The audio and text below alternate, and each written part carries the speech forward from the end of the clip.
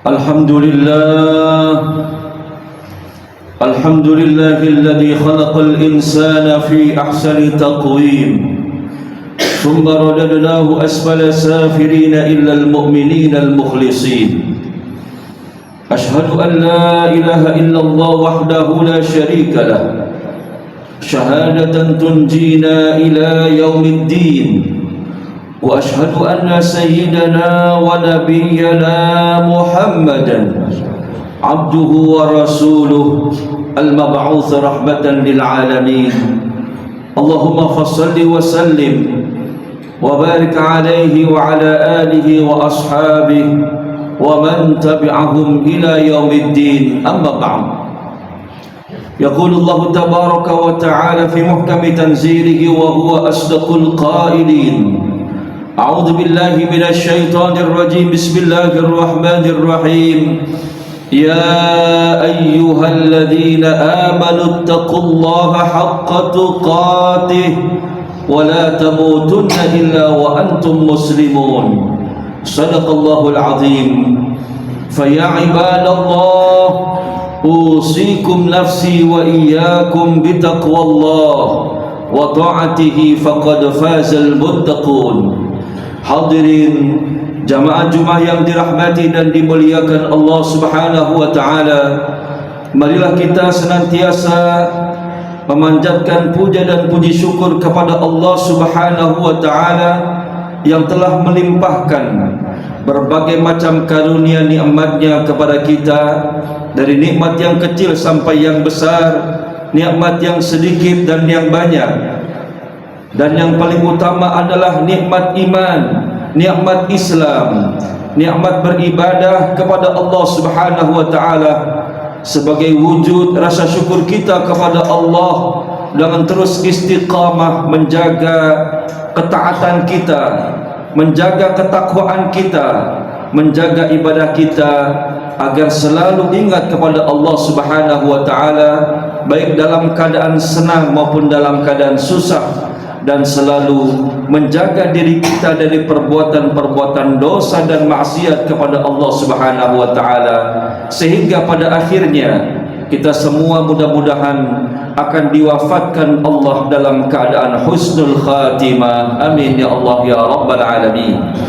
Tak lupa salawat beserta salam kita sampaikan kepada baginda Nabi besar Muhammad sallallahu alaihi wasallam sebagai uswatun hasanah, sebagai qudwah dan panutan kita, yang telah meletakkan ke dalam kehidupan manusia akan manhajul hayat, way of life, yang jadikan rujukan dalam semua aspek kehidupan umat manusia agar selalu berada di dalam jalur syariat Allah Subhanahu wa taala dan selalu dihiasi kehidupannya dengan akhlakul karimah. Karena itulah siapa yang cinta kepada nabinya, maka hendaklah dia menjalankan sunnah-sunnah Rasulullah sallallahu alaihi wasallam. Semoga dengan kita istiqamah menunjukkan rasa cinta kita bukan hanya sekadar bil lisan, bukan hanya sekadar lidah kita, tetapi kita wujudkan dalam kehidupan kita sehari-hari.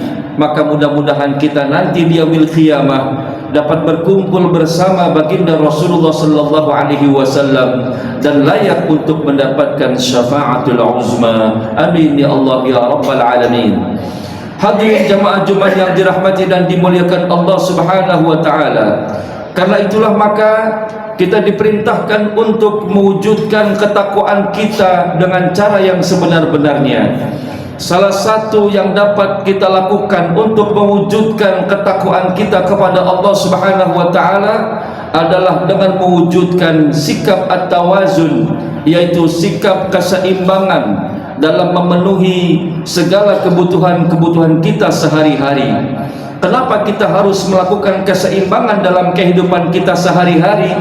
Karena kalau kita perhatikan di dalam penciptaan manusia, bahwa manusia terdiri dari dua unsur, ada unsur jasad dan ada unsur ruh. Karena itulah ketika manusia berasal dari unsur jasad, maka jasad ini berasal dari bumi, dan segala macam kebutuhan manusia yang bersifat jasad itu adalah berasal dari bumi.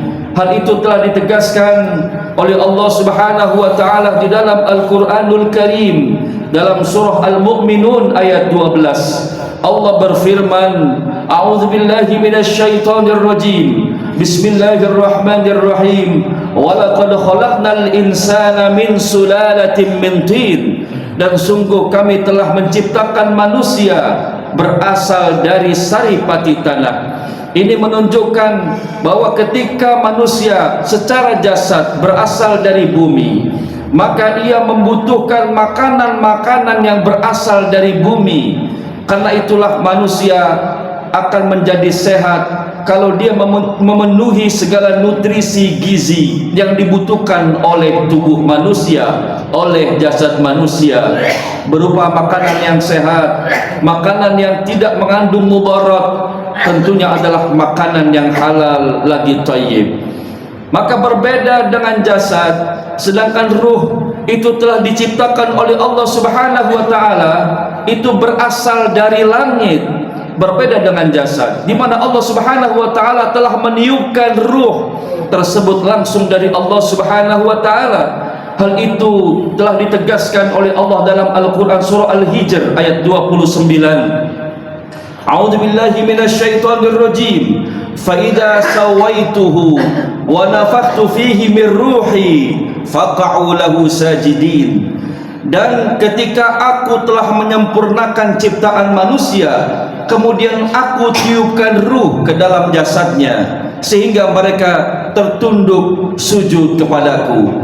Ini menunjukkan bahwa ketika ruh yang ada di dalam tubuh kita ini berasal dari langit, maka makanan-makanan yang dapat memenuhi kebutuhan ruh pun itu juga berasal dari langit. Apa itu? Yaitu berupa wahyu dari Allah Subhanahu wa taala dan juga sunnah-sunnah Rasulullah sallallahu alaihi wasallam. Karena sunnah itu merupakan wahyu dari Allah, sebagaimana Allah tegaskan dalam Al-Qur'an, wa ma yantiqu 'anil hawa in huwa illa wahyu yuha. Dan tidaklah ia berbicara Muhammad itu dari hawa nafsunya, melainkan adalah wahyu yang telah diwahyukan kepadanya. Ini artinya adalah bahwa kebutuhan ruh itu, makanan ruh itu berasal dari langit berupa firman-firman Allah Subhanahu wa taala dan sunnah-sunnah Rasulullah sallallahu alaihi wasallam yang telah diformulasikan dalam bentuk syariat Allah dan telah dipermudah untuk diamalkan oleh umat manusia sebagai hamba Allah, berupa ajaran-ajaran Islam yang berupa ibadah salat, ibadah puasa, membaca Al-Quran, zikrullah dan lain sebagainya. Ini merupakan makanan rohani. Maka itulah kita membutuhkan sebuah keseimbangan di dalam tubuh kita. Apabila kita lebih banyak memberikan asupan kepada makanan jasad kita, maka ruh kita itu akan menjadi tidak sehat. Sebaliknya, kalau kita terlalu berlebihan di dalam memberikan nutrisi pada rohani kita, tetapi kita tidak memberikan gizi pada tubuh kita, itu pun membuat tubuh kita tidak menjadi kuat, bahkan menjadi lemah. Karena itulah dibutuhkan tawazun, dan hal ini ditegaskan oleh Allah Subhanahu wa taala kembali di dalam Al-Qur'an surah Al-Qassas ayat 77. Allah Subhanahu wa taala berfirman, A'udzubillahi minasyaitonir rajim. Wabtaghi fima ataka Allahu ad-daral akhirah wa la tansa nasibaka minad dunya wa ahsin kama ahsanallahu ilaika. Apa kata Allah? Wabtaghi, carilah olehmu keberuntunganmu, apa yang telah diberikan kepadamu dari keberuntungan kehidupan akhiratmu, yaitu dengan cara mempersiapkan bekal yang cukup untuk kehidupan masa depan akhirat kita. Tetapi pada saat kita memenuhi kebutuhan akhirat kita, wala tansa nasibaka minad dunya, janganlah kalian melupakan keberuntunganmu daripada kehidupan dunia, dan hendaklah kamu selalu berbuat kebaikan sebagaimana Allah selalu berbuat ihsan kepadamu. Ini menunjukkan bahwa dalam kehidupan ini kita harus melakukan keseimbangan. Jangan sampai kita terlalu sibuk dengan urusan dunia Jangan sampai kita terlalu sibuk untuk mencari rizki dunia, tetapi kita melupakan akan gizi dan kebutuhan makanan rohani kita. Hadirin jamaah Jumat yang dimuliakan Allah Subhanahu wa taala. Karena itulah Allah Subhanahu wa taala telah menetapkan sikap untuk mewujudkan at-tawazun dalam kehidupan ini, keseimbangan agar kehidupan kita bisa berjalan dengan baik, agar kita bisa meraih kesehatan baik jasmani maupun rohani kita, baik kebutuhan materi maupun kebutuhan spiritual kita. Karena itulah Allah Subhanahu wa taala membuka jalan seluas-luasnya bagi manusia untuk mencari rezeki dunia dengan berbagai macam cara. Waktu yang diberikan begitu luas, kemudian cara yang telah dibentangkan oleh Allah begitu banyak. Tapi ingat, ketika Allah Subhanahu wa taala memanggil manusia dalam panggilan azan salat, maka pada saat itu manusia harus meninggalkan dan mengistirahatkan semua aspek kehidupan dunianya menuju kepada Allah Subhanahu wa taala untuk memberikan gizi pada rohani kita. Hal itu ditegaskan di dalam Al-Qur'anul Karim dalam surah Al-Jum'ah ayat 9. A'udzubillahi minasyaitonir rajim. Wa idza nudiya lis-salati min yaumil jumu'ati fas'au ila dzikrillahi wa dzadul bai'. Apabila telah dipanggil oleh Allah Subhanahu wa taala untuk melaksanakan salat, berzikir maknanya di sini adalah melaksanakan salat Jumat, fas'au, maka segeralah olehmu tinggalkan aktivitas jual beli kalian. Itu adalah hal yang terbaik yang Allah berikan buat manusia. Karena itulah maka ketika Allah Subhanahu wa taala panggil kita dalam bentuk azan salat, maka kita segera tinggalkan semua aspek kehidupan dunia kita untuk memberikan gizi kepada rohani kita, kebutuhan akan roh kita. Hadirin jamaah Jumat yang dirahmati dan dimuliakan Allah Subhanahu wa taala, ketika Allah Subhanahu wa taala telah menetapkan antara mencari rezeki dan melaksanakan ibadah salat, bukanlah ini berarti dua hal ini merupakan dua hal yang terpisah, yang tidak bisa kita satukan, tetapi ini adalah aspek yang saling mendukung satu sama lainnya. Ketika manusia diberikan keleluasaan untuk mencari rezeki dengan berbagai macam cara, tapi jangan lupa pada saat itu kita selalu ingat kepada Allah Subhanahu wa taala. Kita harus perhatikan rambu-rambu yang telah Allah tetapkan di dalam syariatnya, antara yang halal dengan yang haram, antara yang mendatangkan maslahat dan mendatangkan mudarat. Maka dengan kita menggabungkan antara dua aspek rohani dan jasmani, kebutuhan rezeki kita dan juga kebutuhan salat kita, maka kita akan menjadikan sebuah kekuatan spiritualitas yang akan memudahkan dan akan memberikan jalan kesuksesan kita meraih cita-cita yang akan kita gapai di masa yang akan datang, yang bukan hanya cita-cita dunia tapi juga cita-cita menuju kehidupan akhirat kita yang kekal dan abadi. Hadirin jamaah Jumat yang dirahmati Allah Subhanahu wa taala, terlebih lagi apabila rezeki yang telah kita dapatkan itu kemudian kita dedikasikan dan kita niatkan untuk membantu perjuangan agama Allah Subhanahu wa taala, rezeki yang kita dapatkan kita sumbangkan dan kita sedekahkan di jalan Allah, maka itulah nilai yang setinggi-tingginya yang akan diterima di sisi Allah Subhanahu wa taala. Karena itulah Allah Subhanahu wa taala kembali menegaskan dalam Al-Qur'an, infiru khifafa wa thiqala wajahidu bi amwalikum wa anfusikum fi sabilillah dzalikum khairul lakum in kuntum ta'lamun. Berangkatlah kalian baik dalam keadaan ringan maupun dalam keadaan berat, dan berjuanglah di jalan Allah Subhanahu wa taala dengan harta benda kalian dan diri-diri kalian. Itulah yang terbaik bagi kalian jika kalian mengetahuinya. Ini artinya adalah dalam hidup ini jangan sampai kita dibutakan dengan kecintaan kepada dunia yang mengakibatkan akhirnya kehidupan kita hampa, kehidupan kita tidak pernah merasa puas dengan apa yang telah kita raih kalau kita tidak imbangi dengan kebutuhan spiritualitas kita. Dalam khutbah yang terakhir ini, mari sama-sama kita dengarkan nasihat Luqman Al-Hakim kepada anaknya, kepada putranya. Apa kata Luqman Al-Hakim? Ya bunayya la tarkan ila dunya wa la tashghal qalbaka biha. Wahai anakku, janganlah engkau condongkan hatimu kepada dunia, dan janganlah engkau sibukkan hatimu dengan urusan-urusan dunia. Fa inna dunya bahrun amiq, karena sesungguhnya dunia itu bagaikan samudra yang teramat dalam. Wa qad gharqa fihi katsirun minan nas, telah banyak orang-orang yang tenggelam di dalamnya. Faltakun safinatuka taqwallah, maka hendaklah kamu jadikan bahtera perahumu itu adalah takwa kepada Allah Subhanahu wa taala.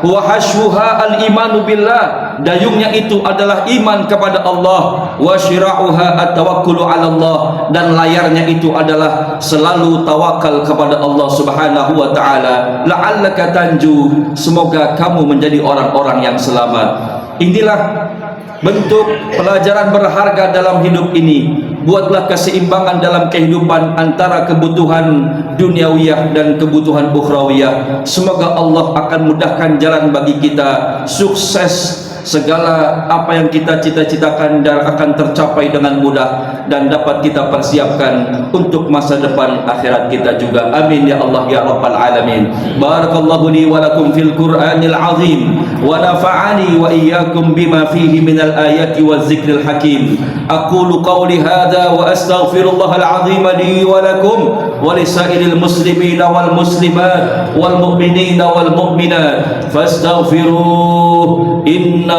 huwal ghafurur rahim. Allahumma salli ala sayyidina Muhammad wa ala ali sayyidina Muhammad.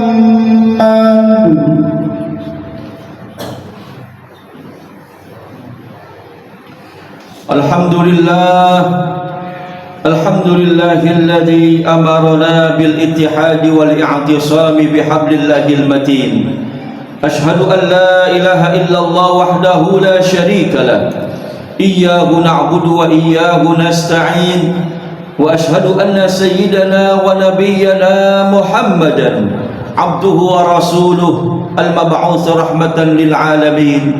Allahumma fassalli wa sallim wa barik alaihi wa ala alihi wa ashabihi ajma'in. Amma ba'du, faya ayuhan nas ittaqullaha mastata'tum wa sari'u ila maghfirati rabbil alamin wa alamu anna Allah ta'ala amarakum bi amrin bada'a fihi bi nafsihi wa thanna bi malaikatihi al-musabbihati bi qudsihi faqala ta'ala mukhbiran alima inna Allah wa malaikatahu yusalluna 'alan nabi ya ayyuhalladzina amanu sallu 'alaihi wa sallimu taslima. Allahumma salli wa sallim wa barik 'alaihi wa 'ala alihi wa ashabihi ajma'in. Wardallahumma 'an arba'atil khulafa'ir rasyidin sadatina Abi Bakr wa Umar wa Uthman wa Ali wa 'an baqiyatis sahabati wat tabi'in wa tabi'ut tabi'in wa man tabi'ahum bi ihsanin ila yaumiddin wa 'alaina ma'hum wa fihim bi rahmatika ya arhamar rahimin. Allahumma fil lil muslimina wal muslimat wal mu'minina wal mu'minat al ahya'i minhum wal amwat innaka sami'un qaribun mujibud da'awat ya qadiyal hajat. Allahumma ansur man nasara ad-din wa akhdhul man khadala al muslimin wa ahlikil kafarata wal mubtadi'ata wal musyrikin ya rabbal alamin. Allahumma ij'al hadzal balada aminan mutma'inna sakha'an rakha'a wa sa'ira biladil muslimin ya rabbal alamin. Allahumma barfa'anna al-ghala'a wal waba'a wal bala'a wal fahsya'a wal munkar wa suyuf al-mukhtalifata wasyada'ila ma zahara minha wa ma batan min baladina Indonesia khassah wa min buldanil muslimin 'ammah innaka 'ala kulli syai'in qadir. Rabbana zalamna anfusana wa illam taghfir lana wa tarhamna lanakunanna minal khasirin. Rabbana atina fid dunya hasanah wa fil akhirati hasanah wa qina 'adzaban nar. Ibadallah, innallaha ya'muru bil 'adli wal ihsan wa ita'i dzil qurba wa yanha 'anil fahsya'i wal munkari wal baghi ya'izukum la'allakum tadhakkarun. Fadhkurullaha al-'azima yadhkurukum washkuruhu 'ala ni'amihi yazidkum wa la dzikrullahi akbar wallahu ya'lamu ma tasna'un wa aqimis shalah.